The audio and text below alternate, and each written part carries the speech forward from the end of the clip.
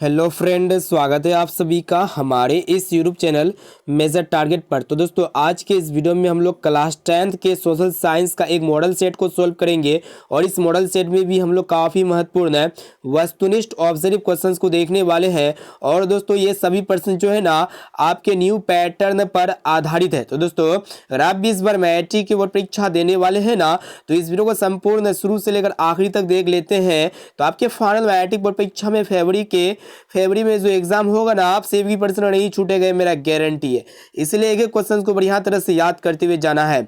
और दोस्तों, ये वीडियो जो है ना सभी बोर्ड के लिए है और ये वीडियो स्पेशली बिहार बोर्ड से जो भी छात्र छात्राएं बिलोंग करते हैं, इस वीडियो को संपूर्ण शुरू से लेकर आखिरी तक जरूर देखिएगा। तो फ्रेंड, फटाफट से वीडियो को लाइक कर दीजिएगा। अगर आप हमारे चैनल पर नए हैं ना, तो प्लीज चैनल को सब्सक्राइब करके बेल आइकन को प्रेस करके ऑल पर जरूर सेलेक्ट कर लीजिएगा, ताकि फ्यूचर में जब भी कोई लाइव क्लास हो तो आपको हमेशा नोटिफिकेशन मिलता रहे। तो आइए शुरू करते हैं आप आज के पहले नंबर प्रश्न से, जो कि मोस्ट इंपोर्टेंट है। तो देखिएगा, आज का फर्स्ट प्रश्न क्या करा है कि गार्डन सिटी की अवधारणा किसने विकसित की थी। ऑप्शन ए में आपका दिया हुआ है एबेनेजर हावर्ड ने, या फिर विलियम ने, या फिर नेपोलियन तृतीय ने, या फिर हॉसमन ने। तो दोस्तों, गार्डन सिटी की जो अवधारणा विकसित की थी ना, एबेनेजर हावर्ड ने की थी। यहाँ पे हमारा ऑप्शन नंबर ए जो है ना बिल्कुल सही उत्तर हो जाएगा। अब चलिए फ्रेंड, देखते हैं यहाँ पे 2 नंबर प्रश्न, जो कि मोस्ट इंपोर्टेंट है। तो देखिएगा, क्वेश्चन से है कि गुटेनबर्ग का जन्म किस देश में हुआ था। ऑप्शन ए में आपका दिया हुआ है अमेरिका में, या फिर जर्मनी में, या फिर जापान में, या फिर इंग्लैंड में। तो दोस्तों, गुटेनबर्ग का जन्म जो है ना जर्मनी में हुआ था। यहाँ पे हमारा ऑप्शन नंबर बी जो है ना बिल्कुल सही उत्तर हो जाएगा। और दोस्तों, गुटेनबर्ग ने सर्वप्रथम जो है ना बाइबिल पुस्तक की छपाई की थी। अब आइए फ्रेंड, देखते हैं यहाँ पे तीनों प्रश्न को। देखिएगा क्या करा है कि भारतीय राष्ट्रीय कांग्रेस के पहले अध्यक्ष कौन थे। ऑप्शन ए में आपका दिया हुआ है ए.ओ. ह्यूम, या फिर डब्ल्यू.सी. बनर्जी, या फिर बदरुद्दीन तैयब जी, या फिर एनी बेसेंट। तो दोस्तों, भारतीय राष्ट्रीय कांग्रेस के जो पहले अध्यक्ष है ना डब्ल्यू.सी. बनर्जी थे। यहाँ पे हमारा ऑप्शन नंबर बी जो है ना बिल्कुल सही उत्तर हो जाएगा। अब चलिए फ्रेंड, देखते हैं यहाँ पे अगला प्रश्न, जो कि बहुत इंपॉर्टेंट है। तो देखिएगा, 4 नंबर प्रश्न क्या करा है कि दास कैपिटल की रचना किसने की। ऑप्शन ए में आपका दिया हुआ एंजल्स ने, या फिर दोस्तोवस्की ने, या फिर टोल्स्टॉय ने, या फिर कार्ल मार्क्स ने। तो दोस्तों, दास कैपिटल की जो रचना की थी ना किसने की थी, कार्ल मार्क्स ने की थी। यानी कि यहाँ पे हमारा ऑप्शन डी जो है ना बिल्कुल सही उत्तर हो जाएगा। अब देखिए यहाँ पे 5 नंबर प्रश्न, जो कि बहुत इंपॉर्टेंट है कि रक्त एवं लोह की नीति का अवलंबन किसने किया। ऑप्शन ए में आपका दिया हुआ मेजिनी ने, या फिर हिटलर ने, या फिर बिस्मार्क ने, और ऑप्शन डी में आपका दिया हुआ है विलियम प्रथम ने। तो दोस्तों, रक्त एवं लोह की नीति का जो अवलंबन किया था ना, किसने किया था, बिस्मार्क ने किया था। यानी कि यहाँ पे हमारा ऑप्शन नंबर सी जो ना बिल्कुल सही उत्तर हो जाएगा। दोस्तों, यहाँ पे जैसा कि आप लोगों को पता है कि आज के इस वीडियो में हम लोग 50 most important viral objective questions को देख रहे हैं, जो आपके फाइनल मैट्रिक बोर्ड परीक्षा में हूबहू देखने को मिलेगा। और दोस्तों, ये सभी प्रश्न को अच्छी तरह से कंसंट्रेट होकर याद कर लेते हैं ना, तो आपके फाइनल मैट्रिक बोर्ड परीक्षा में एक भी प्रश्न नहीं छूटेगा, मेरा गारंटी है। और दोस्तों, अभी तक आप वीडियो को लाइक नहीं किए है ना, तो प्लीज दोस्तों वीडियो को लाइक जरूर कर लीजिएगा। हमारे चैनल पर नए आए हैं ना, तो प्लीज चैनल को सब्सक्राइब जरूर कर लीजिएगा। अब चलिए फ्रेंड, देखते हैं यहाँ पे अगला प्रश्न। तो देखिएगा, 6 नंबर प्रश्न बहुत इंपॉर्टेंट है। तो देखिएगा, क्वेश्चन से कि गैरी-बाल्टी पेशे से क्या था। ऑप्शन ए में आपका दिया हुआ है सिपाही, या फिर किसान, या फिर जमींदार, या फिर नाविक। तो दोस्तों, गैरी-बाल्टी का पेशा जो है ना क्या था, नाविक था। ऑप्शन नंबर डी जो है ना बिल्कुल सही उत्तर हो जाएगा। अब देखिए यहाँ पे 7 नंबर प्रश्न क्या करा है कि रूस में कृषक दास प्रथा का अंत कब हुआ। ऑप्शन ए में आपका दिया हुआ है 1861 ईस्वी में, या फिर 1862 ईस्वी में, या फिर 1863 ईस्वी में, या फिर 1864 ईस्वी में। तो दोस्तों, रूस में कृषक दास प्रथा का जो अंत हुआ था ना 1861 ईस्वी में हुआ था। यहाँ पे हमारा ऑप्शन नंबर ए जो है ना बिल्कुल सही उत्तर हो जाएगा। अब चलिए फ्रेंड, देखते हैं यहाँ पे अगला प्रश्न, जो कि बहुत इंपॉर्टेंट है। तो देखिएगा, क्वेश्चन से करा है कि the history of the loss of Vietnam किसने लिखा। ऑप्शन ए में आपका दिया हुआ होची मिन्ह ने, या फिर फान बोई चाओ ने, या फिर कुआंग ने, या फिर त्रिथु ने। तो दोस्तों, the history of the loss of Vietnam के जो लेखक है ना फान बोई चाओ है। यानी कि यहाँ पे हमारा ऑप्शन नंबर बी जो है ना बिल्कुल सही उत्तर हो जाएगा। अब देखिए यहाँ पे 9 नंबर प्रश्न क्या करा है कि पूर्ण स्वराज को मांग का प्रस्ताव कांग्रेस के किस वार्षिक अधिवेशन में पारित हुआ। ऑप्शन ए में आपका दिया 1929 ईस्वी लाहौर में, या फिर 1931 ईस्वी कराची में, या फिर 1933 ईस्वी कोलकाता में, और ऑप्शन डी में आपका दिया हुआ 1937 ईस्वी बेलगाम में। तो दोस्तों, पूर्ण स्वराज का मांग का प्रस्ताव कांग्रेस के जो है ना कहाँ पे हुआ था, लाहौर में हुआ था। और कब हुआ था, 1929 ईस्वी में हुआ था। इसे आप लोग को याद रखना है। यहाँ पे हमारा ऑप्शन नंबर ए जो है ना बिल्कुल सही उत्तर हो जाएगा। अब चलिए फ्रेंड देखते हैं यहाँ पे अगला प्रश्न को। देखिएगा क्या करा है कि AITUC का प्रथम अध्यक्ष किससे बनाया गया। ऑप्शन ए में आपका दिया मोतीलाल नेहरू को, या फिर लाला लाजपत राय को, या फिर महात्मा गांधी को, या फिर चित्तरंजन दास को। तो दोस्तों AITUC का जो प्रथम अध्यक्ष है ना लाला लाजपत राय को बनाया गया। यहाँ पे हमारा ऑप्शन नंबर बी जो है ना बिल्कुल सही उत्तर हो जाएगा। अब देखिए यहाँ पे अगला प्रश्न क्या करा है कि काली मृदा का दूसरा नाम क्या है, यानी कि काली जो मृदा है उसका दूसरा नाम क्या है। ऑप्शन ए में आपका दिया हो बलुई मृदा, या फिर रेगुर मृदा, या फिर शाल मृदा, या फिर पर्वतीय मृदा। तो दोस्तों काली मिट्टी का जो दूसरा नाम है ना रेगुर मृदा है। यहाँ पे हमारा ऑप्शन नंबर बी जो है ना बिल्कुल सही उत्तर हो जाएगा। और दोस्तों ये काली मिट्टी जो होता है ना कपास की खेती के लिए सर्वाधिक मानी जाती है काली मिट्टी को। और दोस्तों अभी तक वीडियो को लाइक नहीं किया ना तो प्लीज दोस्तों वीडियो को लाइक जरूर कर लीजिएगा। अब चलिए फ्रेंड देखते हैं यहाँ पे अगला प्रश्न भी बहुत ही महत्वपूर्ण है कि भारत के किस राज्य में वन का सबसे अधिक विस्तार है। ऑप्शन ए में आपका दिया केरल में, या फिर कर्नाटक में, या फिर मध्य प्रदेश में, या फिर उत्तर प्रदेश में। तो दोस्तों ये प्रश्न बहुत इंपॉर्टेंट है, लेकिन ये प्रश्न जो आपके फाइनल मैट्रिक बोर्ड परीक्षा में प्रीवियस ईयर में काफी बार पूछा गया है। इस प्रश्न को अच्छी तरह से याद कर लीजिएगा। तो दोस्तों भारत के जो है ना जो भारत के मध्य प्रदेश राज्य है ना इसमें वन का विस्तार सबसे ज्यादा है। ऑप्शन नंबर सी यहाँ पे हमारा बिल्कुल सही उत्तर हो जाएगा। अब देखिए यहाँ पे 13 नंबर प्रश्न क्या करा है कि किस राज्य में खनिज तेल का विशाल भंडार है। ऑप्शन ए में आपका दिया हुआ असम, या फिर राजस्थान, या फिर बिहार, और ऑप्शन डी में आपका दिया हुआ है तमिलनाडु। तो दोस्तों आप सबको बता देते हैं असम राज्य में जो है ना खनिज तेल का विशाल भंडार है। यहाँ पे हमारा ऑप्शन नंबर ए जो है ना बिल्कुल सही उत्तर हो जाएगा।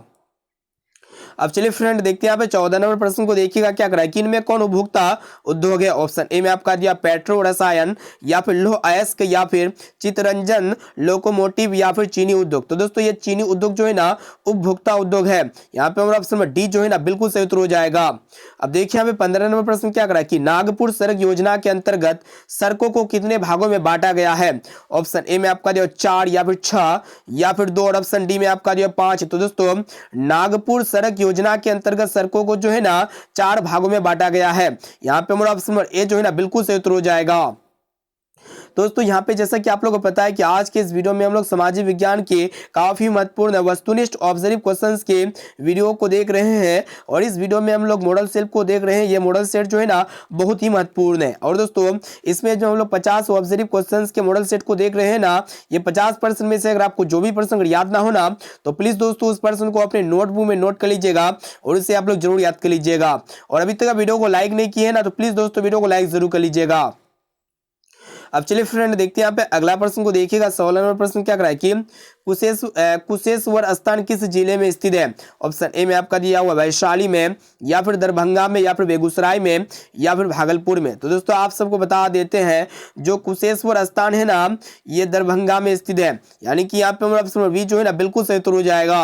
अब आइए फ्रेंड देखते हैं 17 नंबर प्रश्न क्या करा है कि बिहार में कितने जिले हैं। ऑप्शन ए में आपका दिया 32, या फिर 34, या फिर 36, या फिर 38। तो दोस्तों बिहार में जो है ना 38 जिले हैं। यहाँ पे हमारा ऑप्शन नंबर डी जो है ना बिल्कुल सही उत्तर हो जाएगा। अब चलिए फ्रेंड देखते हैं यहाँ पे अगला प्रश्न को। देखिएगा जो कि बहुत इंपॉर्टेंट है कि 2001 में बिहार की कुल जनसंख्या थी, यानी कि 2001 में बिहार की कुल जनसंख्या कितनी थी। ऑप्शन ए में आपका दिया हुआ है 8 करोड़ से कम, या फिर 9 करोड़ से अधिक, या फिर 8 करोड़ से अधिक, या फिर इनमें से कोई नहीं। तो दोस्तों 2001 में बिहार की जो कुल जनसंख्या थी ना 8 करोड़ से अधिक थी। यहाँ पे हमारा ऑप्शन नंबर सी जो है ना बिल्कुल सही उत्तर हो जाएगा। अब देखिए यहाँ पे 19 नंबर प्रश्न क्या करा है कि उच्चावच प्रदर्शन के लिए हेस्यूर विधि का विकास किसने किया था। ऑप्शन ए में आपका दिया गुटेनबर्ग ने, या फिर लेहमान ने, या फिर गीगर ने, या फिर रिटर ने। तो दोस्तों उच्चवच यहाँ पे क्वेश्चन से करा है कि उच्चावच प्रदर्शन के लिए जो हेस्यूर विधि का जो विकास किया था ना ये किसने किया था, लेहमान ने किया था। इसे आप लोग को याद रखना है। ऑप्शन नंबर बी यहाँ पे हमारा बिल्कुल सही उत्तर हो जाएगा। अब चलिए फ्रेंड देखते हैं यहाँ पे अगला प्रश्न। देखिएगा देखिए यहाँ पे क्या करा है कि निम्न में से कौन सा उद्योग चूना पत्थर को कच्चे माल के रूप में प्रयोग करता है। ऑप्शन ए में आपका दिया हुआ है एल्यूमिनियम, या फिर चीनी का, या फिर सीमेंट उद्योग का, या फिर पटसन का। तो दोस्तों ये जो पटसन उद्योग होता है ना चूना पत्थर को कच्चे माल के रूप में प्रयोग करता है। ऑप्शन नंबर सी यहाँ पे हमारा बिल्कुल सही उत्तर हो जाएगा। अब चलिए फ्रेंड देखते हैं यहाँ पे अगला प्रश्न जो कि बहुत इंपॉर्टेंट है कि भारत में औरतों के लिए आरक्षण की व्यवस्था किस संस्था में है। ऑप्शन ए में आपका जो लोकसभा में, या फिर विधानसभा में, या फिर मंत्रिमंडल में, या फिर पंचायती राज व्यवस्था में। तो दोस्तों भारत में औरतों के लिए जो आरक्षण की व्यवस्था किया गया है ना, पंचायती राज व्यवस्था में किया गया है। यहाँ पे हमारा ऑप्शन डी जो है ना बिल्कुल सही उत्तर हो जाएगा। अब देखिए यहाँ पे 22 नंबर प्रश्न भी बहुत महत्वपूर्ण है कि लोकसभा में निर्वाचन हेतु कुल सीटों की संख्या है, यानी कि लोकसभा में निर्वाचन के लिए जो कुल सीटों की जो संख्या है ना कितना है, 542 या फिर 544 या फिर 543 या फिर 545। तो दोस्तों 543 सीट होता है लोकसभा में निर्वाचन के लिए, इसे आप लोग को याद रखना है, बहुत ही महत्वपूर्ण प्रश्न है। अब देखिए यहाँ पे अगला प्रश्न क्या कर रहा है कि निम्नलिखित में कौन भारतीय किसान यूनियन के नेता थे। ऑप्शन ए में आपका दिया मोरारजी देसाई, या फिर जयप्रकाश नारायण, या फिर महेंद्र सिंह टिकैत, या फिर चौधरी चरण सिंह। तो दोस्तों आप सबको बता देते हैं भारतीय किसान यूनियन के जो नेता थे ना, महेंद्र सिंह टिकैत थे। ऑप्शन नंबर सी यहाँ पे हमारा बिल्कुल सही उत्तर हो जाएगा। अब चलिए फ्रेंड देखते हैं यहाँ पे अगला प्रश्न जो कि बहुत इंपॉर्टेंट है कि राजनीतिक दलों की न्यूज सर्वप्रथम किस देश में पड़ी। ऑप्शन ए में आपका ब्रिटेन में, या फिर भारत में, या फ्रांस में, या फिर यूएसए में। तो दोस्तों राजनीतिक दलों की न्यूज सर्वप्रथम जो है ना ब्रिटेन देश में पड़ी। यहाँ पे हमारा ऑप्शन नंबर ए जो है ना बिल्कुल सही उत्तर हो जाएगा। अब आइए फ्रेंड देखते हैं यहाँ पे 25 नंबर प्रश्न भी बहुत महत्वपूर्ण है। देखिएगा क्वेश्चन से कि किसके फैसलों में व्यक्तिगत पूर्वाग्रहों की अधिकता रहती है। ऑप्शन ए में आपका जो लोकतांत्रिक, या फिर राजशाही, या फिर गैर लोकतांत्रिक, या फिर तानाशाही। तो दोस्तों आप सब बता देते हैं कि यहाँ पे जो है ना किसके फैसले में व्यक्तिगत पूर्वाग्रहों की अधिकता रहती है। तो दोस्तों गैर लोकतांत्रिक जो होता है ना, इसके फैसले में व्यक्तिगत पूर्वाग्रहों की अधिकता रहती है। ऑप्शन नंबर सी यहाँ पे हमारा बिल्कुल सही उत्तर हो जाएगा। दोस्तों वीडियो को आप थोड़ा भी स्किप नहीं करना है, क्योंकि बहुत ही महत्वपूर्ण है कि ऑब्जर्व क्वेश्चंस को देख रहे हैं, सोशल साइंस के ऑब्जर्व क्वेश्चंस को देख रहे हैं जो बहुत इंपॉर्टेंट है। प्लीज दोस्तों वीडियो को लाइक जरूर कर लीजिएगा, और हमारे चैनल पर नए हैं ना तो प्लीज चैनल को सब्सक्राइब जरूर कर लीजिएगा। अब चलिए फ्रेंड देखते हैं यहाँ पे अगला प्रश्न भी बहुत ही महत्वपूर्ण है। तो देखिएगा क्वेश्चन से है कि भारत में सर्वोच्च न्यायपाल के मुख्य न्यायाधीश की नियुक्ति कौन करता है। ऑप्शन ए में आपको प्रधानमंत्री, या फिर राष्ट्रपति, या फिर संसद, या फिर उपराष्ट्रपति। तो दोस्तों आप सबको बता देते हैं जो भारत में सर्वोच्च न्यायालय के जो मुख्य न्यायाधीश जो होता है करता है ना कौन, राष्ट्रपति करता है। यहाँ पे हमारा ऑप्शन नंबर बी जो है ना बिल्कुल सही उत्तर हो जाएगा। अब आइए फ्रेंड देखते हैं 27 नंबर प्रश्न क्या कर रहा है कि एशिया का पहला निर्यात संवर्धन क्षेत्र कहां स्थापित किया गया। ऑप्शन ए में आपको भारत में, या फिर श्रीलंका में, या फिर बांग्लादेश में, या फिर नेपाल में। तो दोस्तों एशिया का जो पहला निर्यात संवर्धन क्षेत्र है ना भारत में स्थापित किया गया। यहाँ पे हमारा ऑप्शन नंबर ए जो है ना बिल्कुल सही उत्तर हो जाएगा। अब आइए फ्रेंड देखते हैं यहाँ पे 28 नंबर प्रश्न जो कि बहुत इंपॉर्टेंट है कि सूचना के अधिकार आंदोलन की शुरुआत कहां से हुई। ऑप्शन ए में आपका दिया राजस्थान से, या फिर दिल्ली से, या फिर तमिलनाडु से, या फिर बिहार से। तो दोस्तों सूचना के अधिकार आंदोलन की जो शुरुआत हुई थी ना राजस्थान राज्य से हुई थी। यहाँ पे ऑप्शन नंबर ए जो है ना बिल्कुल सही उत्तर हो जाएगा। अब देखिए यहाँ पे अगला प्रश्न क्या कर रहा है कि बिहार के किस जिले का प्रति व्यक्ति आय सर्वाधिक है। ऑप्शन ए में आपको दे पटना, या फिर गया, या फिर शिवहर, या फिर नालंदा। तो दोस्तों आप सबको बता देते हैं जो बिहार के जो पटना राज्य है ना, यहाँ पे पटना जिला जो है ना इसका प्रति व्यक्ति सबसे ज्यादा है। किसका? बिहार राज्य के पटना जो है ना जिले की प्रति व्यक्ति क्या है सबसे ज्यादा। और अगर बात किया जाए तो शिवहर जिले की प्रति व्यक्ति क्या है सबसे कम है। इसे आप लोग को याद रखना है। अब देखिए यहाँ पे अगला प्रश्न भी बहुत ही महत्वपूर्ण है। देखिएगा क्वेश्चन से एक रहा है कि वैश्वीकरण के मुख्य अंग कितने हैं। ऑप्शन ए में आपका दिया 1, या फिर 2, या फिर 3, या फिर 4। तो दोस्तों वैश्वीकरण के मुख्य 4 अंग होते हैं, यानी कि यहाँ पे हमारा ऑप्शन में डी जो है ना बिल्कुल सही उत्तर हो जाएगा। अब देखिए यहाँ पे 31 नंबर प्रश्न क्या कर रहा है कि स्वर्ण भूषणों की परिशुद्धता को सुनिश्चित करने के लिए किस मान्यता प्राप्त चिन्ह का होना आवश्यक है। ऑप्शन ए में आपका दिया हुआ है ISI मार्क, या फिर हॉलमार्क, या फिर एग मार्क, या फिर इनमें से कोई नहीं। तो दोस्तों स्वर्ण भूषणों की परिशुद्धता को सुनिश्चित करने के लिए जो है ना हॉलमार्क प्राप्त मान्य चिन्ह का प्राप्त होना आवश्यक है। ऑप्शन नंबर बी यहाँ पे हमारा बिल्कुल सही उत्तर हो जाएगा। तो दोस्तों वीडियो को लाइक जरूर कर लीजिएगा, चैनल पर नए हैं ना तो प्लीज चैनल को सब्सक्राइब जरूर कर लीजिएगा। अब चलिए फ्रेंड देखते हैं यहाँ पे अगला प्रश्न जो कि बहुत इंपॉर्टेंट है कि फुट डालो और राज करो की नीति अपनाई, यानी कि फुट डालो और राज करो की नीति किसने अपनाई। ऑप्शन ए में आपका दिया अंग्रेजों ने, या फिर व्यवसाय प्रधान ने, या फिर उद्योग प्रधानों ने, या फिर उपर्युक्त तीनों। तो दोस्तों फुट डालो और राज करो की जो नीति अपनाई ना अंग्रेजों ने अपनाई, यहाँ पे हमारा ऑप्शन नंबर ए जो है ना बिल्कुल सही उत्तर हो जाएगा। अब देखिए यहाँ पे 33 नंबर प्रश्न क्या करा कि जालियांवाला बाग हत्याकांड की जांच के लिए सरकार ने किस समिति का गठन किया था। ऑप्शन ए में आपका हंटर समिति का, या फिर डायर समिति का, या फिर मांटेग्यू समिति का, या फिर चेम्सफोर्ड समिति का। तो दोस्तों आप सबको बता देते हैं जालियांवाला बाग हत्याकांड की जांच के लिए सरकार ने जो है ना कौन सा समिति का अपनाया था, हेटलर समिति को अपनाया था, ठीक है, हंटर समिति जिसको कहेंगे। यहाँ पे हमारा ऑप्शन नंबर ए जो है ना बिल्कुल सही उत्तर हो जाएगा। बहुत ही महत्वपूर्ण प्रश्न को देख रहे हैं। तो देखिएगा 34 नंबर प्रश्न क्या करा कि साख का क्या अर्थ है। ऑप्शन ए में आपका दिया विश्वास करना, या फिर ऋण लौटाने की क्षमता, या फिर ए और भी दोनों, और ऑप्शन डी में आपका इनमें से कोई नहीं। तो दोस्तों साख का जो सही और सटीक अर्थ होता है ना विश्वास करना होता है और ऋण लौटाने की क्षमता होता है, ये दोनों होता है। ऑप्शन नंबर सी यहाँ पे हमारा बिल्कुल सही उत्तर हो जाएगा। अब देखिए यहाँ पे 35 नंबर प्रश्न क्या करा कि बांग्लादेश के नोबेल पुरस्कार से सम्मानित व्यक्ति है, यानी कि बांग्लादेश के नोबेल पुरस्कार से सम्मानित व्यक्ति कौन है। ऑप्शन ए में आपका जो प्रोफेसर इकबाल यूनुस, या फिर प्रोफेसर मोहम्मद यूनुस, या फिर मोहम्मद रहीम यूनुस, और ऑप्शन डी में आपका दिया मोहम्मद शफीक यूनुस। तो दोस्तों बांग्लादेश के नोबेल पुरस्कार से जो सम्मानित है ना प्रोफेसर मोहम्मद यूनुस है। यहाँ पे हमारा ऑप्शन नंबर बी जो है ना बिल्कुल सही उत्तर हो जाएगा। अब चलिए फ्रेंड देखते हैं 36 नंबर प्रश्न जो कि बहुत इंपॉर्टेंट है। तो देखिएगा क्वेश्चन से है कि भारत में सेवा क्षेत्र को सामान्यतः कितने भागों में बांटा जा सकता है। ऑप्शन ए में आपका 2, या फिर 4, या फिर 6, या फिर 8। तो दोस्तों भारत में सेवा क्षेत्र को सामान्यतः जो है ना 2 भागों में बांटा जा सकता है। कितने? 2 भागों में। इसे आप लोग को याद रखना है। ऑप्शन नंबर ए जो है ना बिल्कुल सही उत्तर हो जाएगा। अब आइए फ्रेंड देखते हैं 37 नंबर प्रश्न बहुत इंपॉर्टेंट है कि WTO का विस्तार रूप क्या होता है, यानी कि जो WTO होता है ना इसका फुल फॉर्म क्या होता है। ऑप्शन ए में आपका दिया हुआ है वुमेन ट्रेड ऑर्गेनाइजेशन, या फिर वर्ल्ड ट्रेड ऑर्गेनाइजेशन, या फिर वर्ल्ड टावर ऑर्गेनाइजेशन, या फिर वीक ट्रेड ऑर्गेनाइजेशन। तो दोस्तों WTO का जो फुल फॉर्म होता है ना, जो विस्तार होता है ना, वर्ल्ड ट्रेड ऑर्गेनाइजेशन होता है, जिसको हम लोग विश्व संगठन व्यापार कहेंगे, ठीक है। यहाँ पे हमारा ऑप्शन नंबर बी जो है ना बिल्कुल सही उत्तर हो जाएगा।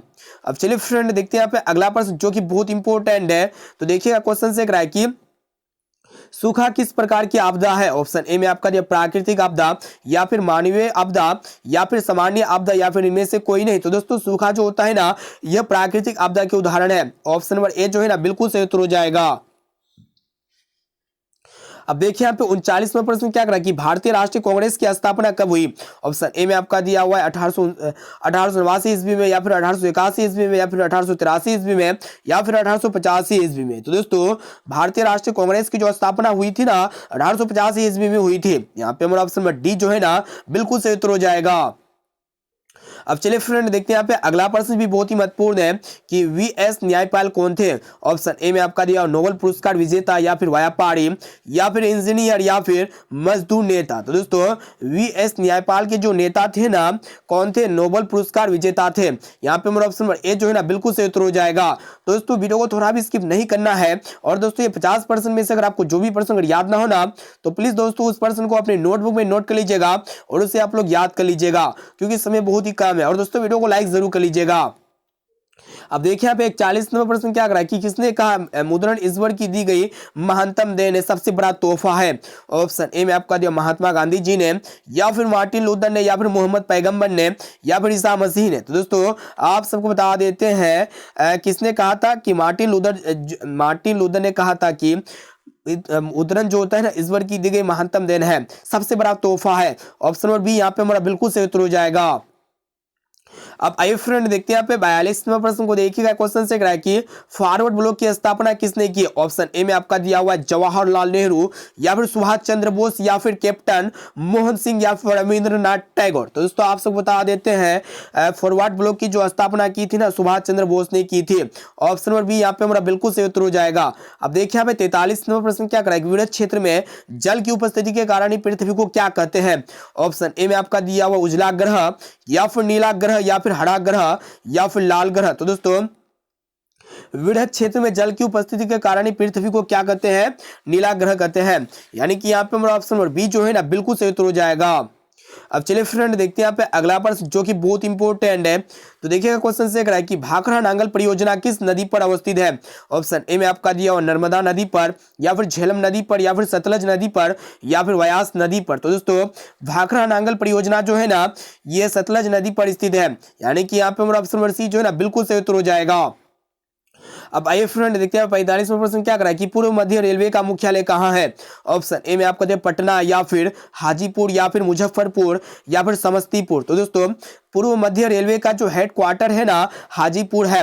यहाँ पे हमारा ऑप्शन नंबर बी जो है ना बिल्कुल सही उत्तर हो जाएगा। अब चलिए फ्रेंड देखते हैं यहाँ पे अगला प्रश्न को देखिएगा क्या करा है कि भारतीय मुद्रा बाजार में किस प्रकार की ऋणों का लेन देन होता है। ऑप्शन ए में आपका दिया अल्पकाल, या फिर दीर्घकाल, या फिर और भी दोनों, और ऑप्शन डी में आपका दिया हुआ इनमें से कोई नहीं। तो दोस्तों आप सबको बता देते हैं भारतीय मुद्रा बाजार में जो होता है ना अल्पकाल ऋणों का लेन देन होता है अल्पकाल। यहाँ पे हमारा ऑप्शन नंबर ए जो है ना बिल्कुल सही उत्तर हो जाएगा। अब चलिए फ्रेंड देखते हैं 47वें प्रश्न को देखिए क्वेश्चन से करा है कि भारत में सबसे पहले रेलवे किन स्टेशनों के बीच चली गई थी। ऑप्शन ए में आपका मुंबई से पुणे, या फिर पुणे से अहमदाबाद, या फिर मुंबई से थाने, या फिर हावड़ा से खड़गपुर। तो दोस्तों भारत में सबसे पहले रेलगाड़ी जो चला था ना किस किस के बीच में चला था, मुंबई और थाने के बीच में चला था। ऑप्शन नंबर सी यहाँ पे हमारा बिल्कुल सही उत्तर हो जाएगा। अब चलिए फ्रेंड देखते हैं यहाँ पे 48वें प्रश्न को देखिएगा जो कि बहुत इंपॉर्टेंट है कि भारत में कौन सा राज्य सबसे अधिक गेहूं उत्पन्न करता है। ऑप्शन ए में आपका दिया हुआ हरियाणा, या फिर पंजाब, या फिर उत्तर प्रदेश, या फिर मध्य प्रदेश। तो दोस्तों भारत में जो उत्तर प्रदेश राज्य है ना सबसे अधिक गेहूं उत्पन्न करता है। यानी कि यहाँ पे हमारा ऑप्शन नंबर सी जो है ना बिल्कुल सही उत्तर हो जाएगा। अब देखिए यहाँ पे 49वां प्रश्न क्या करा है कि किस फसल को सुनहरा रेशा कहा जाता है। ऑप्शन ए में आपको जूट को, या फिर तंबाकू को, या फिर कपास को, या फिर रबड़ को। तो दोस्तों आप सबको बता देते हैं जो जूट है ना जूट को हम लोग क्या कहते हैं, सुनहरा रेशा कहते हैं। यानी कि यहाँ पे हमारा ऑप्शन नंबर ए जो है ना बिल्कुल सही उत्तर हो जाएगा। अब चलिए फ्रेंड देखते हैं यहाँ पे आज का 50 नंबर क्वेश्चन और लास्ट और अंतिम क्वेश्चन से करा है कि चाय के उत्पादन में विश्व में भारत का स्थान क्या है। ऑप्शन ए में आपको प्रथम, या फिर दूसरा, या फिर तृतीय, और ऑप्शन डी में आपका चौथा। तो दोस्तों चाय के उत्पादन में जो विश्व में भारत का स्थान है ना दूसरा स्थान में है। यहाँ पे हमारा ऑप्शन नंबर बी जो है ना बिल्कुल सही उत्तर हो जाएगा।